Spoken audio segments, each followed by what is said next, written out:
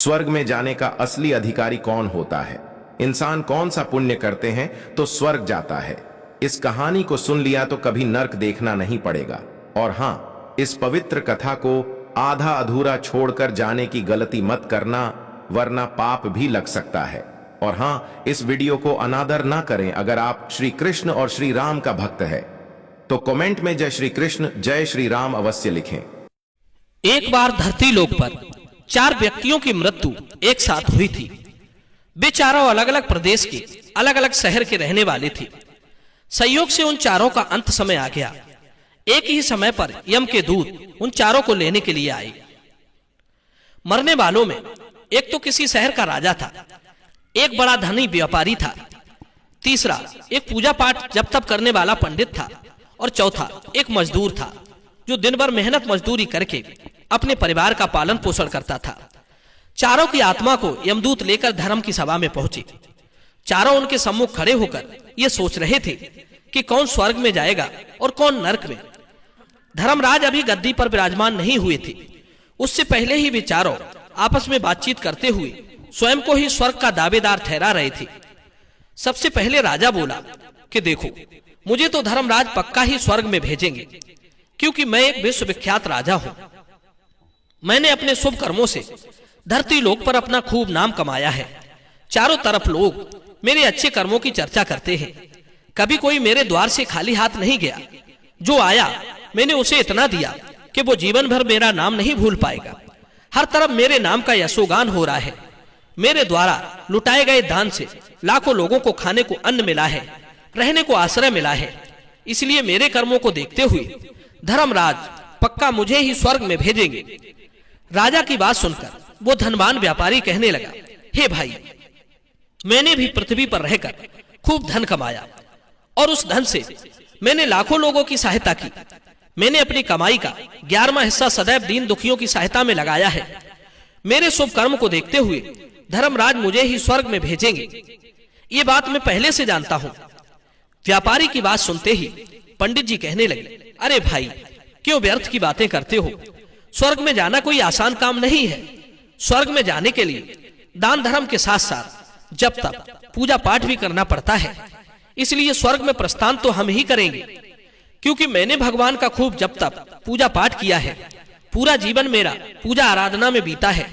मेरे शुभ कर्मों के कारण मुझे ही धर्मराज स्वर्ग का दरवाजा खोलेंगे, यह बात मैं अच्छी तरह से जानता हूं। जब इस प्रकार तीनों ने अपनी अपनी बात कह दी, अपने अपने लिए स्वर्ग का दावेदार ठहरा दिया, अब सब उस चौथे व्यक्ति मजदूर की ओर देख रहे थे कि देखे ये क्या कहता है। क्या इसने भी कोई अच्छा काम किया है या नहीं, या फिर इसका पूरा जीवन मजदूरी करते हुए दूसरे के अधीन रहकर ही बीता है। मजदूर उन सबकी बातों को चुपचाप नीचे को नजरें झुकाए खड़ा खड़ा सुनता रहा, और वे तीनों बड़े गर्व के साथ अपनी अपनी प्रशंसा करते जा रहे थे। तभी धर्मराज अपने साथी चित्रगुप्त के साथ दरबार में हाजिर होते हैं।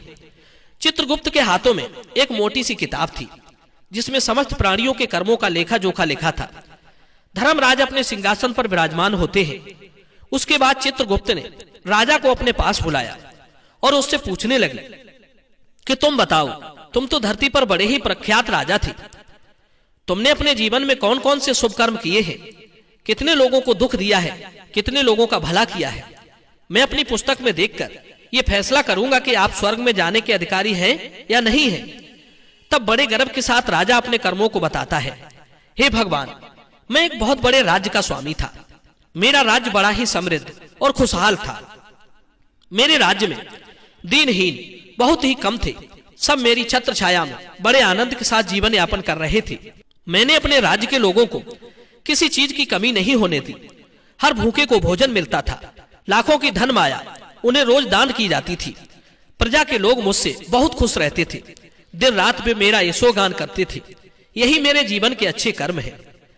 राजा की बात सुनकर चित्रगुप्त ने अपनी पुस्तक में देखा और देखने के बाद राजा से कहा, तुम्हारा कथन सत्य है। सचमुच तुमने अपनी प्रजा को बहुत सुख दिया है, परंतु इसके साथ साथ तुमने अपराध भी बहुत किया है। तुमने अपनी राज्य की सीमा को बढ़ाने के लिए जितने युद्ध लड़े हैं, उन युद्धों में हजारों लाखों की संख्या में सैनिकों ने अपनी जान गंवाई है। उन सबकी मृत्यु का कारण सिर्फ तुम हो। उनके परिवारों को, उनके बच्चों को अनाथ करने वाली, उनकी स्त्रियों को विधवा बनाने वाली सिर्फ तुम हो। तुमने लोभ बस हजारों परिवारों को घोर दुख दिया है। युद्ध लड़कर राज्य बढ़ाने से अच्छा था कि तुम अपने पड़ोसी देशों से मित्रता करके उनके साथ व्यापार करती। आपका राज्य तब भी समृद्ध और संपन्न होता। तुमने अपनी प्रजा को सैनिकों के रक्त से सींचकर सुखी बनाया है, इसलिए तुम स्वर्ग के अधिकारी नहीं रहे। राजा चुपचाप पीछे को हट गया। इसके बाद उस व्यापारी से पूछा, आपने धरती पर कौन कौन से अच्छे कर्म किए हैं? तब व्यापारी कहता है, हे भगवान, मैंने धरती पर जितना धन कमाया उसका 11वां भाग अच्छे कामों में लगाया है। लाखों लोगों को भोजन खिलाया है, कई आश्रमों को दान दिया है, कई बेघर लोगों को अपने धन से घर बनवाया है, कई शहरों में मंदिरों का निर्माण कराया है, जगह जगह मुसाफिरों को ठहरने के लिए धर्मशालाएं बनवाई हैं, पानी के प्याऊ लगवाए हैं, प्रत्येक तीर्थों में भंडारे करवाए हैं। यही मेरे अच्छे कर्म हैं। व्यापारी की बात सुनने के बाद चित्रगुप्त ने अपनी पुस्तक खोली जिसमें उसके जीवन के सारे अच्छे बुरे कर्म लिखे थे। चित्रगुप्त ने बताया कि देखो, तुम जो कहते हो वो सत्य है।